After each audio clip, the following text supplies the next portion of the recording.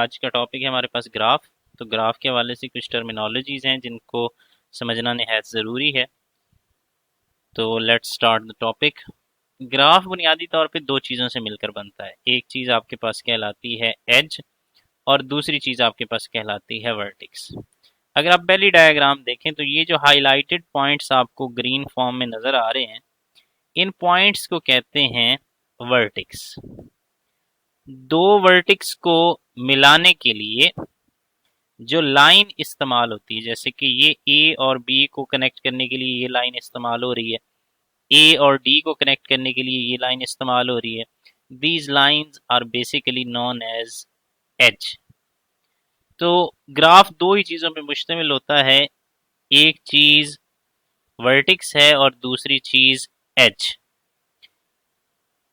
Next है आपके पास कि कुछ ग्राफ्स ऐसे होते हैं जिनको डायरेक्टेड ग्राफ कहते हैं और कुछ ऐसे होते हैं जिनको अनडायरेक्टेड कहते हैं। अगर ग्राफ के अंदर वर्टिक्स डायरेक्टली कनेक्टेड हैं और उनके दरमियान किसी किस्म का फ्लो नजर नहीं आ रहा, एरो नजर नहीं आ रही कि कहाँ से आ रहे हैं और कहाँ पे जा रहे हैं, या कहाँ पे आपका एज स्टार्ट हो रहा है और कहाँ पे एंड हो रहा है, तो that graph is basically known as undirected. दूसरा होता है डायरेक्टेड, जिसके अंदर एरो के साथ शो किया जाता है कि कहाँ से एज एग्जिट हो रहा है और कहाँ पे एज इन हो रहा है। That graph is basically known as directed graph, और इसके एज को डायरेक्टेड एज कहते हैं। जिस ग्राफ के अंदर एरो नहीं होता उसके एज को अनडायरेक्टेड एज कहते हैं। नेक्स्ट चीज है सेल्फ लूप। अगर आप एक वर्टेक्स से स्टार्ट होते हैं और दोबारा उसी वर्टेक्स पे बगैर किसी दूसरे वर्टेक्स को घूमे या विजिट किए उसी वर्टेक्स पे आ जाते हैं, तो that is known as self loop. इसके अलावा पैरेलल एज होते हैं। पैरेलल एज का मतलब यानी कि दो वर्टेक्स एक दूसरे के साथ दोनों डायरेक्शन के साथ कनेक्टेड हैं, जैसे कि O कनेक्टेड है Q के साथ, Q कनेक्टेड है O के साथ, और दोनों अपोजिट डायरेक्शंस रखते हैं, तो that edge is basically known as parallel edge. इसके अलावा एक ग्राफ होता है जिसको साइक्लिक ग्राफ कहते हैं। साइक्लिक ग्राफ का मतलब ये है कि अगर किसी ग्राफ के अंदर एक साइकिल बन रहा है, लाजमी नहीं है कि तमाम वर्टिक्स उसमें शामिल हों, कुछ वर्टिक्स शामिल हो सकते हैं, कुछ नहीं हो सकते। तो अगर कहीं पे कोई कंप्लीट साइकिल बन रहा है, that graph is basically known as cyclic graph.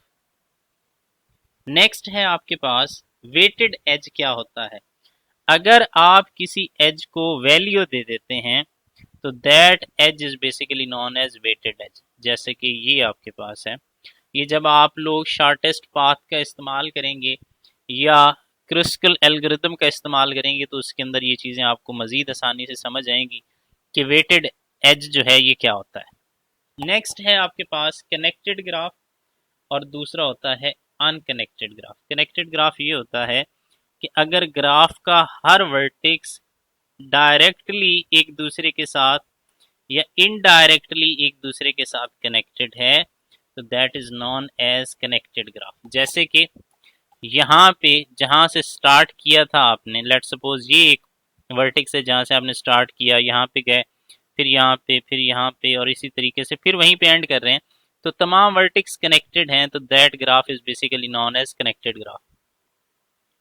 ऐसा ग्राफ जिसके अंदर कम से कम दो वर्टेक्स अनकनेक्टेड हों या दो वर्टेक्स कनेक्टेड ना हों, that graph is basically known as unconnected.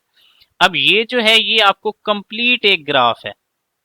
अगर आप इसको देखें तो ये कनेक्टेड है, लेकिन अगर इसके साथ कंबाइन करके देखें, सॉरी, कंबाइन करके देखें तो दैट इज अनकनेक्टेड ग्राफ, क्योंकि इसके दोनों वर्टेक्स एक दूसरे के साथ कनेक्टेड नहीं है।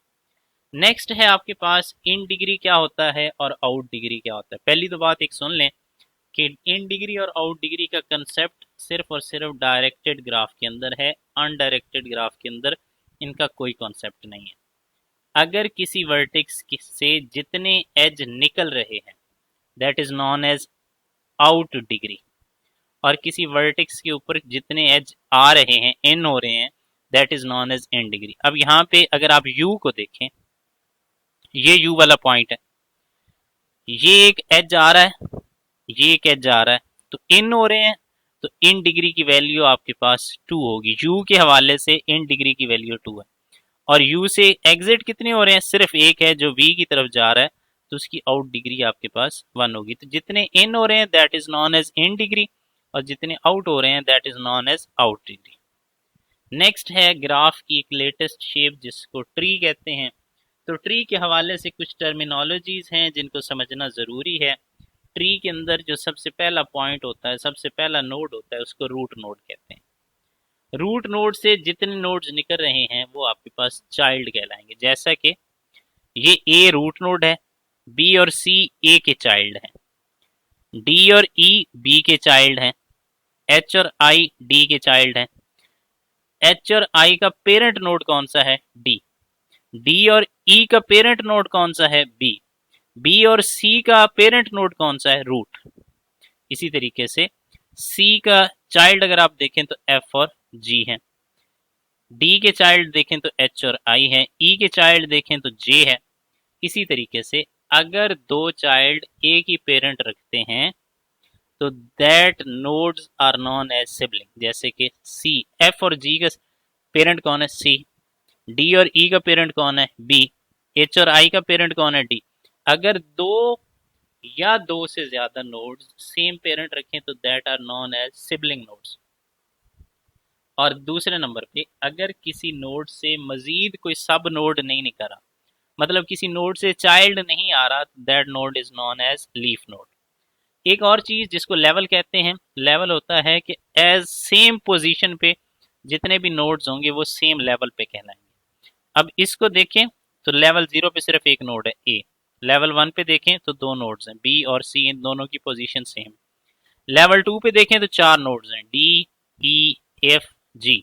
लेवल 3 पे देखें तो तीन नोड्स हैं, एच, आई और जे। तो ये चंद एक बेसिक टर्मिनोलॉजीज हैं जो ग्राफ के हवाले से हैं, तो इनको अंडरस्टैंड करें ताकि आपको आने वाले टॉपिक आसानी से समझ आ सके।